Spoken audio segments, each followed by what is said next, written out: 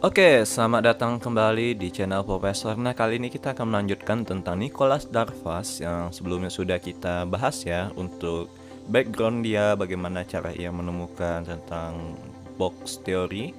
Nah, kalian bisa tonton video part satunya di link di atas. Nah, sebelum kalian nonton ke part 2 ini. Oke, langsung saja kita akan lanjut ke part 2. Darvas mengandaikannya seperti ini. Apabila seorang wanita yang cantik, yang menggairahkan, naik ke atas meja dan mulai menari dengan liar. Nah, orang-orang tidak akan heran karena memang itulah perilaku yang diharapkan darinya. Akan tetapi, jika seorang wanita terhormat melakukan hal yang sama, orang-orang akan menyadari bahwa hal tersebut tidak biasa dan pasti ada sesuatu. Nah, hal yang serupa berlaku pada saham. Apabila saham yang sebelumnya tidur tiba-tiba menjadi aktif, dapat menganggap hal tersebut tidak biasa. Apabila harga saham tersebut kemudian naik, maka Darvas akan membelinya. Lebih lanjut lagi, Darvas menemukan bahwa saham yang sedang uptrend akan memiliki jeda sementara sebelum melanjutkan kenaikannya. Nah, saat jeda ini, atau yang biasa kita sebut sideways ini, saham akan naik turun dalam range tertentu yang disebutnya sebagai box.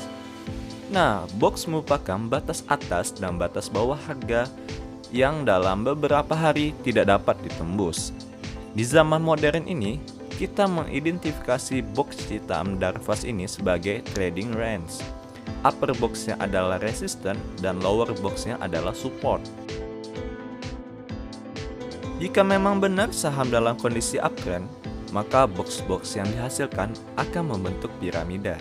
Darvas akan terus membeli selama box-box membentuk piramida. Apabila box selanjutnya yang terbentuk lebih rendah daripada box sebelumnya, ia akan dengan segera menjual seluruh sahamnya. Pelajaran awal yang didapatkan oleh Darvas saat mengembangkan teori ini adalah level pembelian. Pada awalnya, ia membeli ketika saham berada pada upper box yang akan segera turun setelah ia melakukan pembelian. Ia menyimpulkan bahwa ia telah membeli saham yang tepat, namun pada waktu yang salah. Untuk memperbaiki kesalahan ini, ia menyimpulkan bahwa pembelian saham harus dilakukan ketika saham menembus upper box. Ia akan membeli di harga 1 poin di atas upper boxnya. Namun ternyata masih ada kelemahan dari entry point ini. Karena kesibukannya yang menyebabkan Darvas hanya bisa mengamati harga saham ketika pasar saham telah tutup atau di harga closing. Ia sering melewatkan momen ketika suatu saham menembus upper boxnya, yang biasa terjadi kapan saja dalam suatu hari perdagangan. Saat itulah Darvas atas saran pialang yang menggunakan stop order. Ia bisa secara otomatis melakukan pembelian dan penjualan tanpa harus memantau pasar. Ketika telah melakukan pembelian, Darvas meletakkan titik stop loss hanya 1 poin di bawah upper box yang lama.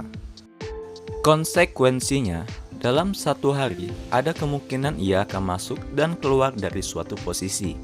Jika saham yang ia beli naik seperti yang diharapkan, Darvas akan mulai mencari upper box dan lower boxnya dan mulai menaikkan trailing stop.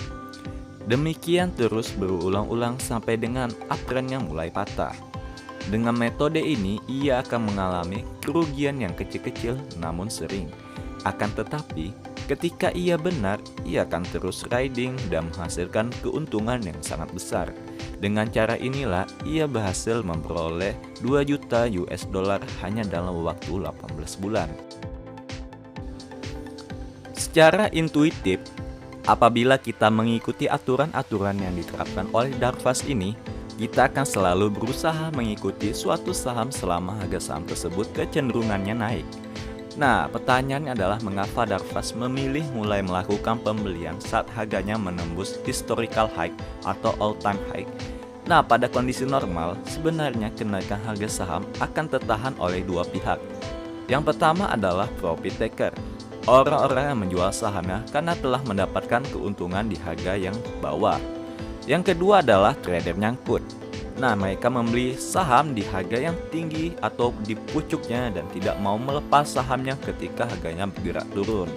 Ketika harga kembali naik, maka orang-orang yang telah menanti lama ini kemungkinan dia tidak akan menjual sahamnya dan memanfaatkan kesempatan tersebut untuk menjual sahamnya ketika ia bergerak naik.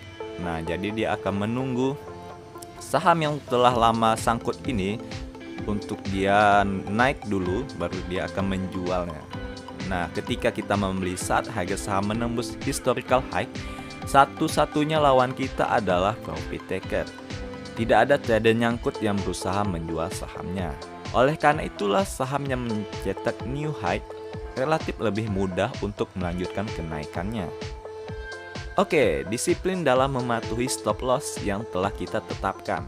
Ketika kita mengikuti metode Darvas ini, kita menjadi highlander yang menghadapi resiko yang tinggi. Stop loss yang ketat akan membantu kita ketika saham yang kita miliki jatuh harganya. Penerapan metode ini akan membuat kita mengalami kerugian yang kecil-kecil karena saham yang kita beli gagal take off. Kerugian tersebut akan terbayar ketika saham yang kita beli terus naik. Darvas sendiri dengan sangat pede memanfaatkan fasilitas marginnya secara penuh ketika dia yakin bahwa dia membuat keputusan yang tepat. Oke, gimana? Menarik bukan tentang bagaimana cara pola pikir Nicholas Darvas dalam suatu trading? Nah, kita nanti akan membuat video khusus untuk kita mempraktekannya di chart. Bagaimana supaya bisa menggunakan konsep teori atau strategi Nicholas Darvas ini. Oke, tentu saja jangan lupa tekan tombol subscribe dan juga like video ini. Dan jangan lupa share jika ini bermanfaat, dislike jika Anda tidak suka. Oke, kita jumpa di video selanjutnya. Bye-bye.